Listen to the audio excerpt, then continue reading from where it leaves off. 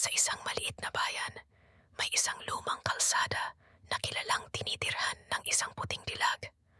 Ayon sa mga alamat, ang puting dilag ay isang espiritu ng isang babaeng namatay sa trahedya at lumalabas tuwing madilim ang paligid. Naghahanap ng kapalit para sa kanyang sakit. Isang gabi, nagtipon ang grupo ng mga kabataan sa bahay ni Jessa upang magdaos ng isang Halloween party. Habang nagkukwentuhan at naglalaro, napag-usapan ang tungkol sa puting dilag. Puro kwentong takot lang yan, sabi ni Mike, ang pinakamatapang sa kanila. Sige, subukan nating hanapin siya. Sa kabila ng pag-aalala ng iba, nagpasya silang lumakad patungo sa lumang kalsadang iyon. Ang buwan ay nasa kalangitan, nagbigay ng mahina ngunit nakakatakot na liwanag.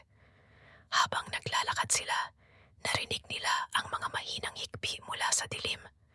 Sa kanilang pagdating sa isang madilim na bahagi ng kalsada, nakita nila ang isang puting anino na unti-unting lumalapit.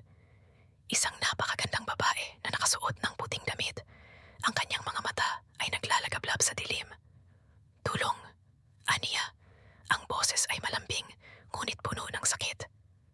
Nawawala ako. Dahil sa pagkakaakit, si Mike ang nagpasyang lumapit. Anong nangyari sa iyo? Tanong niya. Ang puso ay bumibilis. Huwag kang matakot, sabi ng puting dilag. Kailangan ko ng tulong upang makahanap ng kapayapaan. Ngunit habang lumalapit siya, napansin niyang may mga piraso ng dugo sa kanyang damit. Sa saan mo ako dadalhin? Tanong niya. Ngunit huli na ang lahat. Mabilis na kumilos ang puting dilag at hinawakan siya. Ang kanyang mga kamay ay malamig at tila may hawak na sumpa. Ang sakit ko ay magiging bahagi mo na, bulong niya. At sa isang iglap si Mike ay nahulog sa lupa, wala ng buhay. Ang kanyang mga kaibigan ay nataranta at tumakbo.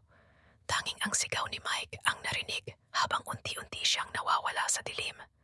Kinabukasan, naghanap ang kanyang mga kaibigan, ngunit tanging ang mga bakas ng kanyang mga yabak ang natagpuan sa kalsada. Ang kwento ng puting dilag ay naging mas makatotohanan at ang takot ay kumalat sa bayan. Mula noon, ang kalsadang iyon